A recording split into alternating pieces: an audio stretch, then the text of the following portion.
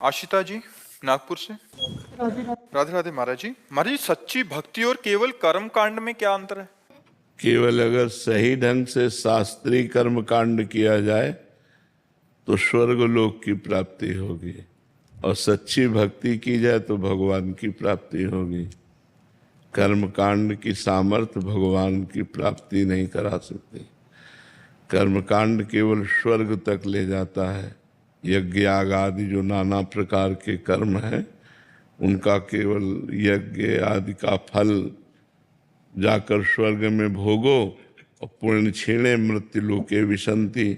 और जो भगवान की भक्ति करता है उसे श्री भगवान की प्राप्ति होती है, जो अखंड होती है, अविनाशी होती है, पुनः जन्म मरण नहीं होता, कोई दुख नहीं होता, अत्यंत आनंद की अनुभूति होती है। जो भगवान का भजन करते हैं, भगवान की लीला कथा सुनते हैं, भगवान की सेवा करते हैं और हर कर्म भगवान को समर्पित कर देते हैं और एक एक श्वास भगवान का सुमिरन करते हैं, वही सच्चे भक्त हैं। ऐसे भक्तों के अधीन भगवान हो जाते हैं, लेकिन कर्म कांड के अधीन भगवान नहीं होते। कर्म कांडों का पुण्य फल मिलता है और उसे स्वर्ग आदि भोग कर पुनः जन्म मरण के चक्र में आना पड़ता है। डॉक्टर सुदेश गुप्ता जी जम्मू से। राधा बोलो श्री हरिवंश महाराज। श्री हरिवंश महाराज जी।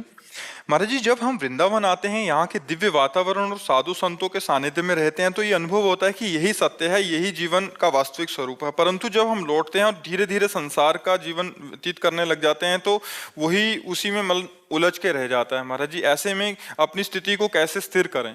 नाम जप के द्वारा, भगवान की लीला गुणानुवाद के द्वारा। हम जहाँ भी भगवान का नाम जप करते हैं, भगवान की लीला चरित्रों का गायन श्रवण करते हैं, वहाँ माहौल भक्ति का बनता है। नहीं बनेगा तो हमारे हृदय का तो बनेगा। जब विभीषण जी लंका में रहकर भगवान की महान भक्ति कर सकते हैं, भगवान कह रहे तुम सारीखे संत प्रिय मोरे, धरऊं देह नहीं आन निहोरे। तुम्हारे जैसे संतों के लिए मैं अवतार धारण करता हूँ, भगवान कहते हैं विभीषण जी को। तो विभीषण जी जब साधुता धारण करके भजन लंका में कर सकते थे, तो हम फिर भारत में या विदेश में क्यों नहीं कर सकते?